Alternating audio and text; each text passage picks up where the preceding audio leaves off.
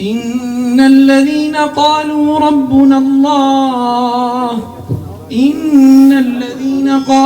ربنا الله ثم استقاموا تتنزل عليهم الملائكة ألا تخافوا ولا تحزنوا وأبشروا بالجنة التي كنتم توعدون.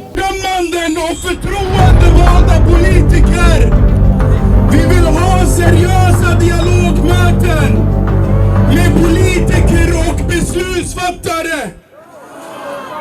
Vi vill ha en seriös och oberoende utredning. أنا ما أتوقع هنا إن كتب كيل جوايا أو وحكروا دسكان أو ودن كحكمان إني وحن جوجيا وحن مفعنا وحوا أو إن جحمينا وحم إن أنا كحنا نجدجنا يا وحوا أو فعنين يعني أنا كأرمسنون إني وحن نجدكتاني رواسان لنعسيو. Det betyder att våra poliser som vi älskar och värdesätter inte har de tillräckliga verktygen för att kunna stoppa alla brott. Vi står här idag för att säga att koranbränning är hets mot folkgrupp och vi kommer göra allt i vår makt för att se till att det ska också räknas som hat och hets mot folkgrupp. Ja, bröder och systrar, lyft upp er koran! Lyft upp er koran! Lyft upp er koran! maanta waa maalin weyn waa maalin dadka muslimiinta oo dhan isugu soo baxeen magaalada Stockholm gaar ahaan masaajidkii weynaa ee lagu gubay kitaabka quraanka kariimka ah maanta waxay ka dhigan tahay runtii maalin ummadda oo dhan soo baxeen dadka Soomaalida oo lagu tiriyay muslimiinta dadka ugu faraha badan ee magaalada Stockholm aad bay uga dhex muuqdeen runtii masaajidada ka dhex muuqday culimada ka dhex muuqday carruurta ka dhex muuqatay dumarka ka dhex muuqday. För Stockholm. Vi tycker att Sverige har misslyckats, att det är fel att de bränner Koranen, speciellt på en högtid för muslimer. Vi har inte gjort någonting, vi alla är oskyldiga, vi tycker att det är fel, vi tycker att Sverige har misslyckats, vi tycker att de borde vakna upp. ربنا لا تزغ قلوبنا بعد إذ هديتنا وهب لنا من لدنك رحمة إنك أنت الوهاب. هذا الذي يحرق القرآن من جهله نحن لا نعتب عليه، نعتب على متصدين الأمور. ليش شو يسوي؟